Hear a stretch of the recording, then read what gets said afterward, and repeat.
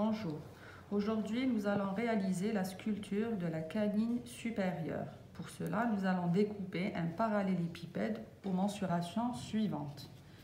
Hauteur totale 81 mm, hauteur coronaire 30 mm, diamètre mésiodistal 24 mm et diamètre vestibio-lingual sur le savant 30 mm. Le final, après finition, on doit obtenir 26 mm. Nous allons donc commencer par nommer les faces, après bien sûr avoir découpé le parallélépipède tel que l'on voit ici.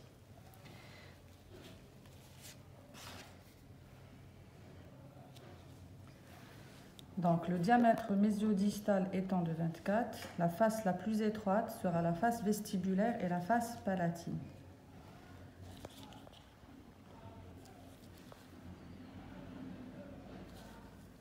Les faces proximales sont plus larges, donc face mésiale et face distale.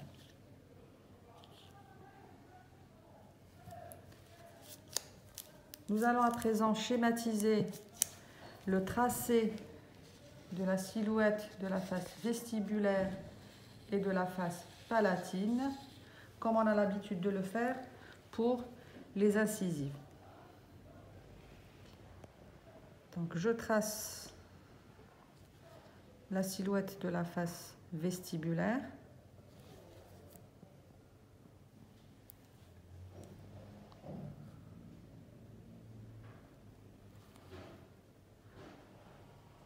En essayant de reproduire exactement le schéma tel que je le vois sur la planche.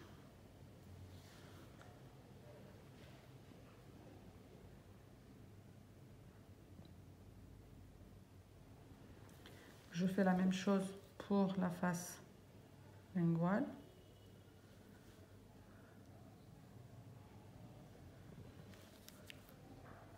Donc avec un collet qui descend un peu plus bas, il n'est pas à la même hauteur que la face vestibulaire.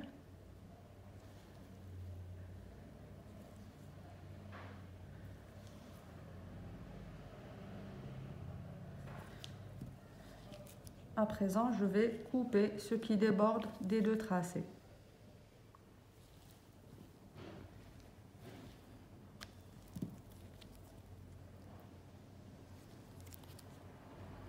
En laissant toujours 1 mm de sécurité.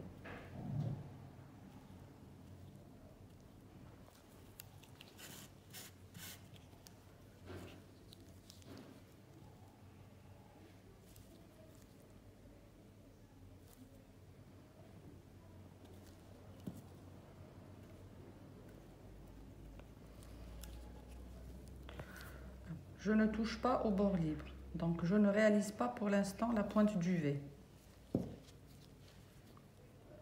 Je reprends ma hauteur coronaire, étant donné que j'ai coupé, donc j'ai perdu mes repères.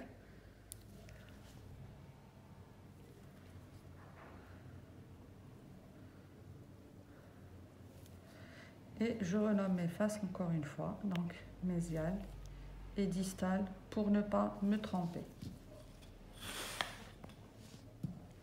Je vais reproduire à présent le tracé des faces proximales. Avant de commencer, je dois repérer les éléments clés, à savoir la bosse canine qui se situe au tiers cervical.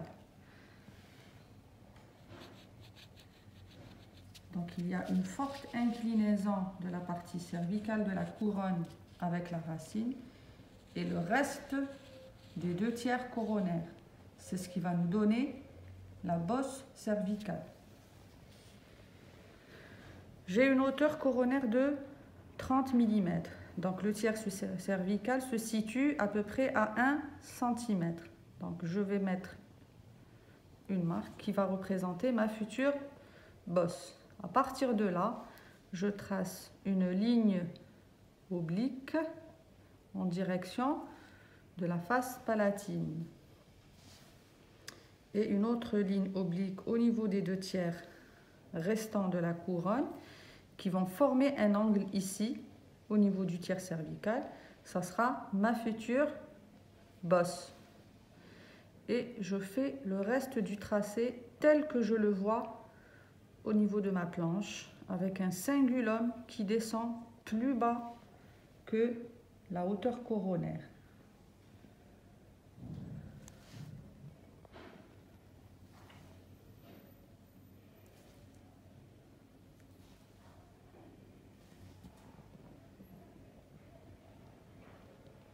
Je vais faire la même chose du côté distal en essayant de garder les mêmes repères.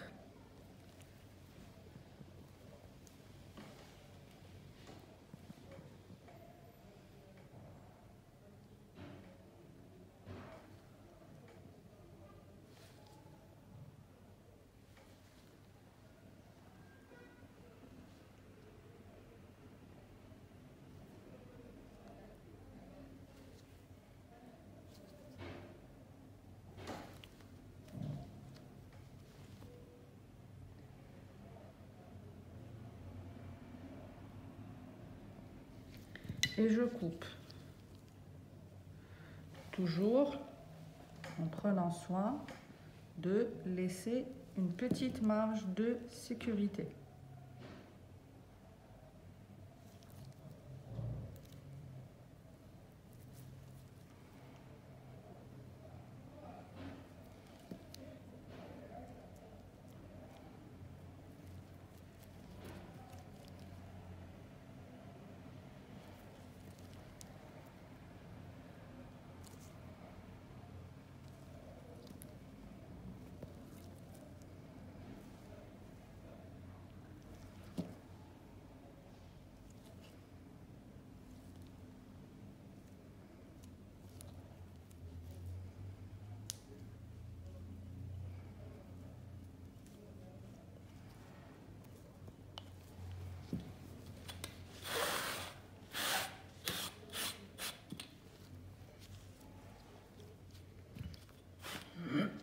Je termine par la vue occlusale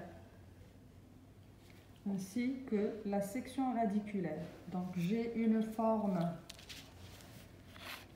triangulaire en vue occlusale et j'ai une section ovalaire au niveau de ma racine avec des faces proximales plus larges, la dent étant aplatie dans le sens mésiodistal. Donc pour cela, je vais réduire en direction de la face palatine sans toucher le bord libre. Je coupe en biseau au niveau de la couronne et au niveau de ma racine pour obtenir cette forme triangulaire au niveau de la couronne et la forme ovalaire au niveau de ma racine en réduisant la face palatine de la racine qui doit être plus étroite que la face vestibulaire.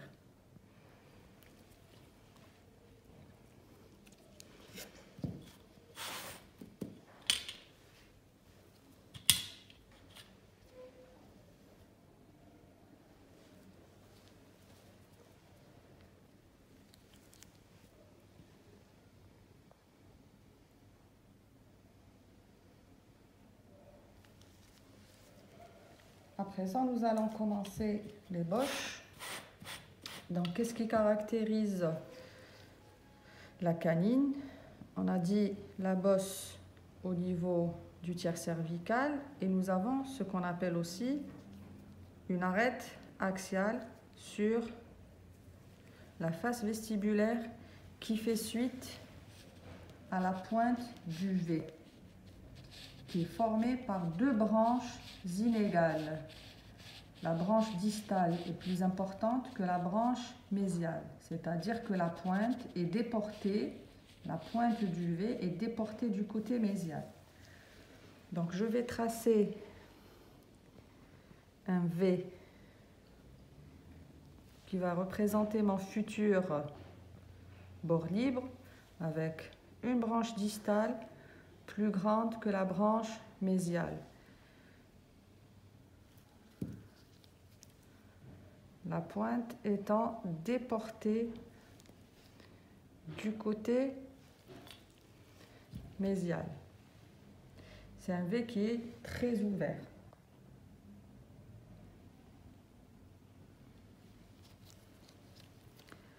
Je vais tracer à présent le collet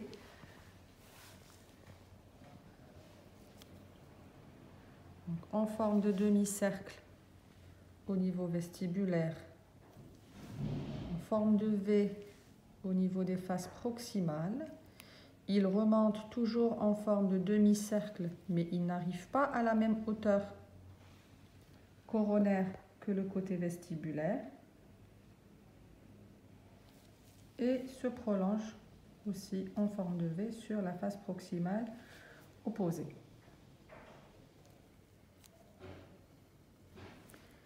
Je vais travailler à présent mon collet aux dépens de la racine et je vais arrondir mes angles en même temps, affiner ma racine en direction de l'apex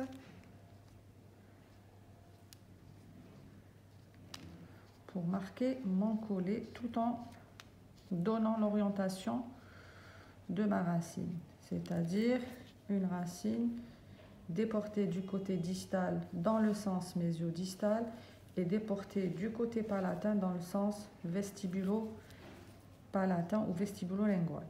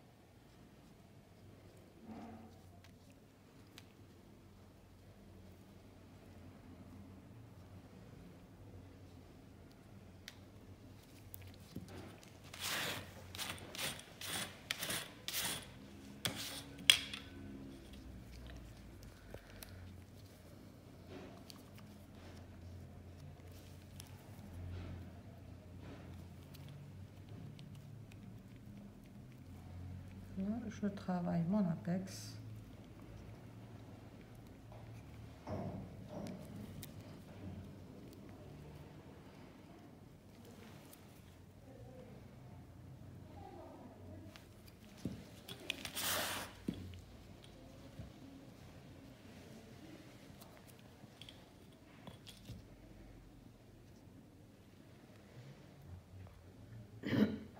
Je termine de travailler mon collet au niveau donc des 2 tiers, pardon, au niveau des 2 mm cervicales avec la pointe du couteau.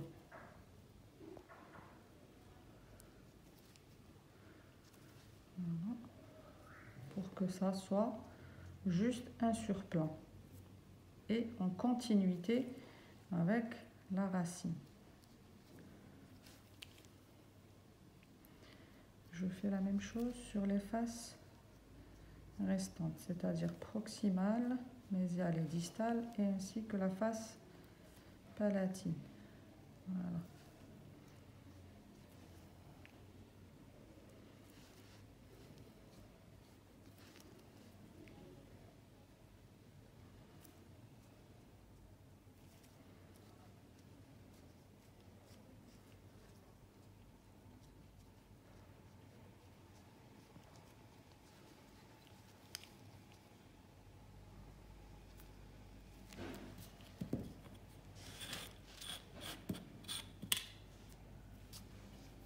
Voici mon collet pratiquement terminé. Je vais passer à présent au modelé de chaque face, en commençant par la face vestibulaire.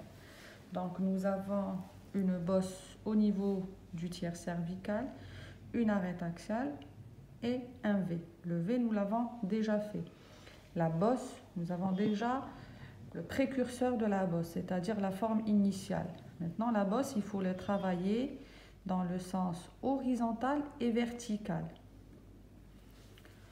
Avant cela, nous allons tracer une ligne qui va faire le prolongement de la pointe.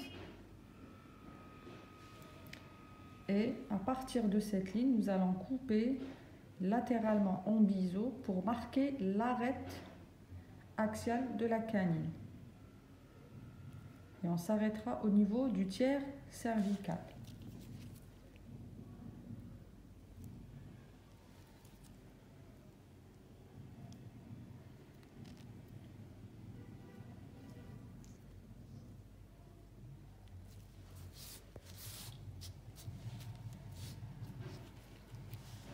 Voici l'arête qui prend forme une fois qu'on a coupé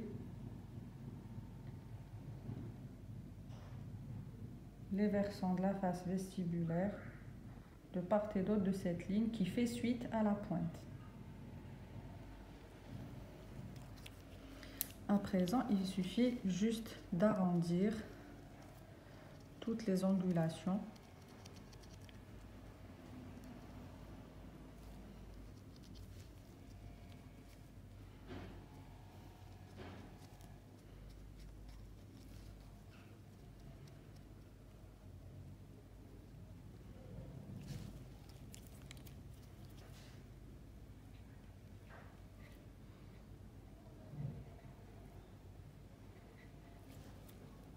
On marque légèrement la convergence des bords proximaux en direction du bord cervical et on arrondit.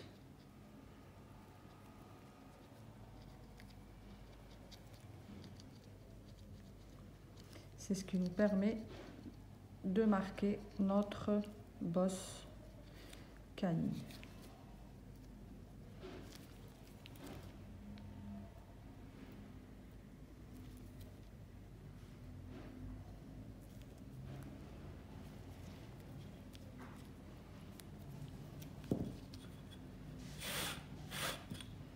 Voici donc ma bosse canine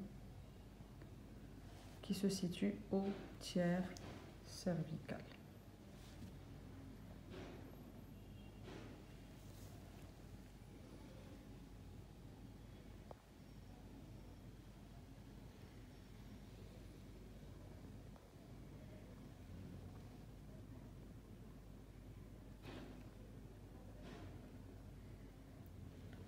Je passe à la face linguale ou palatine.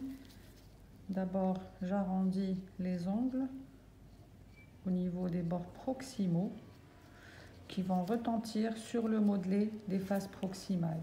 Et bien, ça va me donner un aspect convexe au niveau des deux tiers et un aspect concave quand on a travaillé le collet au niveau du tiers cervical. Donc, juste arrondir les angles au niveau des bords proximaux de la face palatine.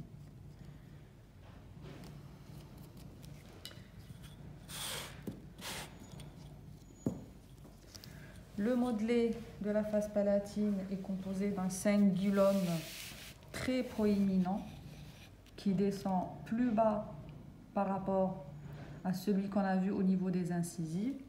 On a l'impression d'avoir une petite cuspide. En fait, c'est la transition vers les dents cuspidées qui sont les prémolaires et les molaires.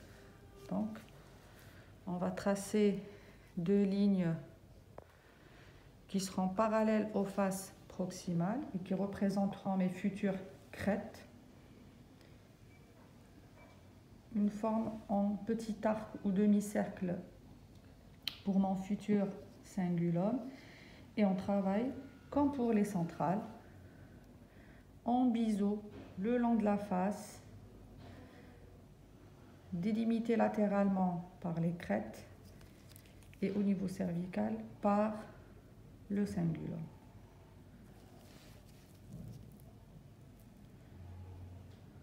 On ne creuse pas, on coupe le long de la face.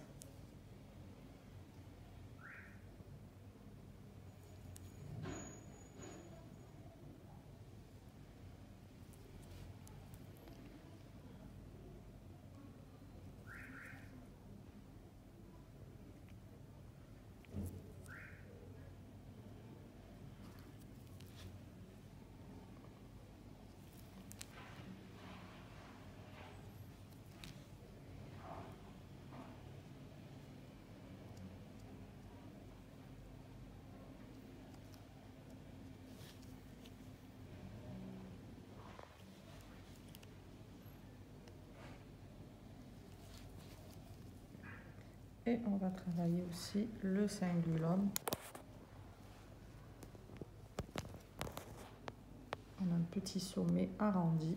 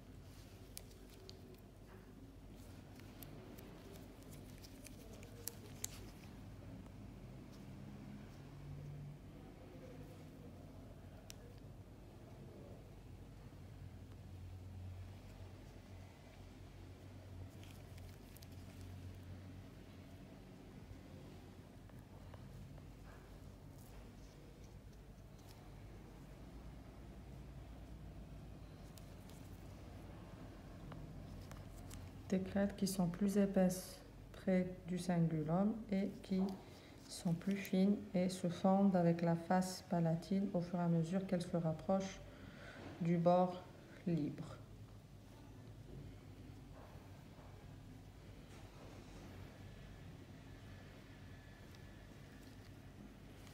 Il y a une légère prolongation en forme d'arête du côté palatin, vu l'importance du cingulum.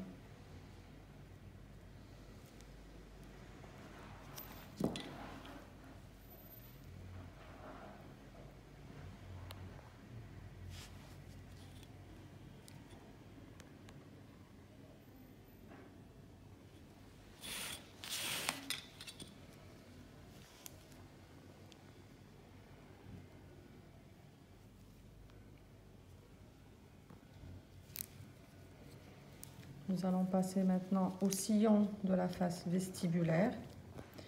Nous avons deux sillons courbes qui divisent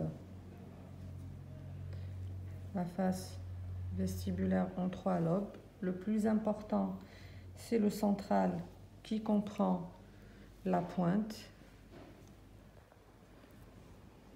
Et le plus petit, c'est le mésial. On va travailler les sillons de part et d'autre. On va insister un peu plus près du bord libre. Et on va estomper au fur et à mesure qu'on remonte, car ils se fondent à la mi-hauteur.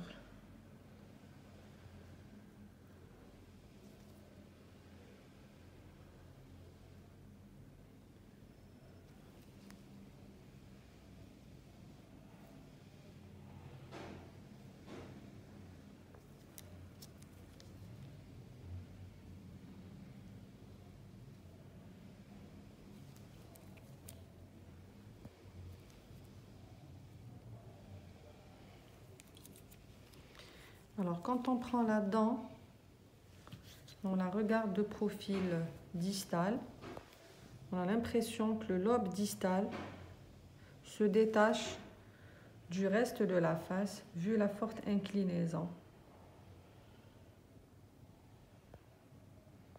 Nous avons l'impression que le lobe distal se détache du reste de la face.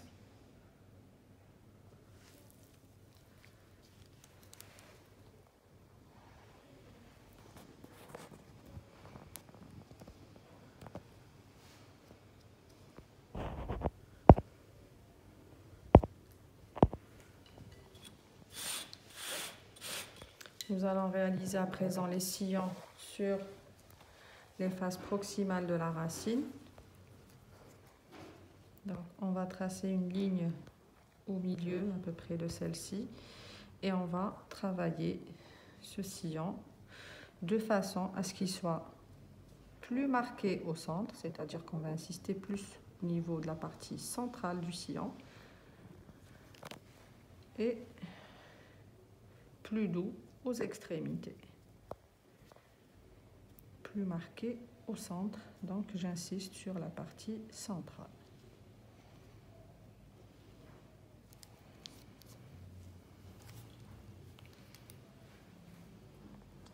Je fais la même chose sur la face distale de la racine.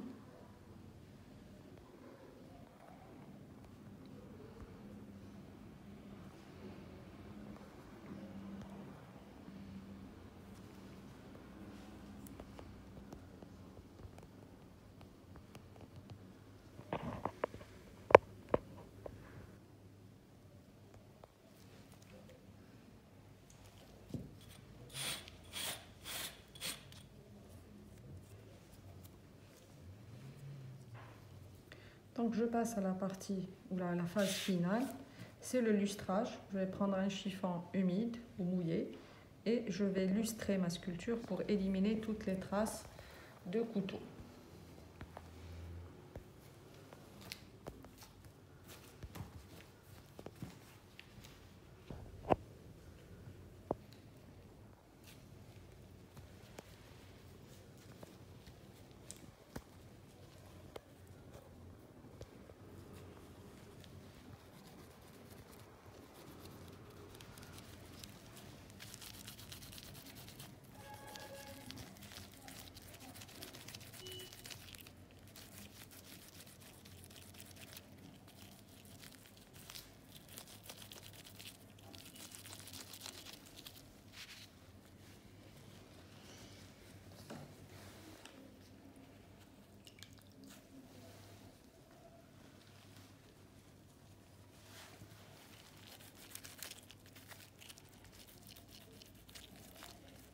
C'est très important de lustrer.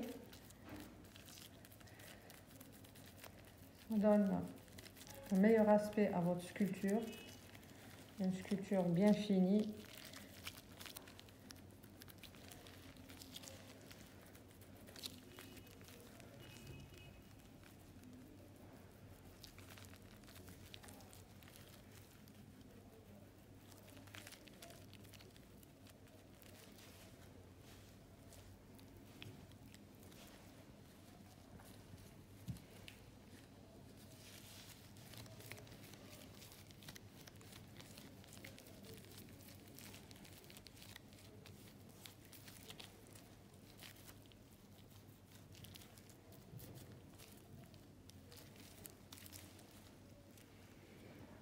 Donc voici la sculpture de la canine finie.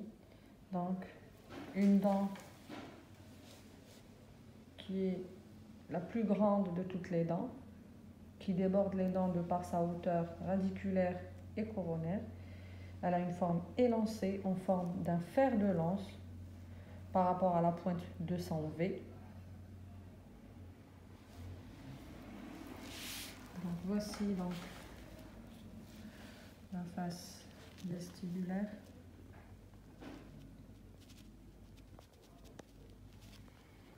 Face proximale mésiale. Face palatine. Face distale. Et enfin la section triangulaire enduoclusale.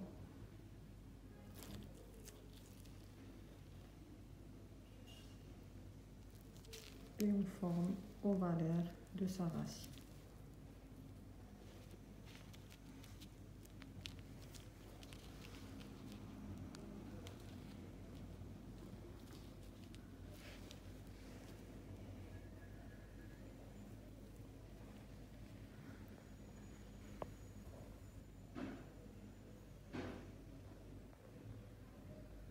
J'espère que j'ai été assez claire. Je vous remercie.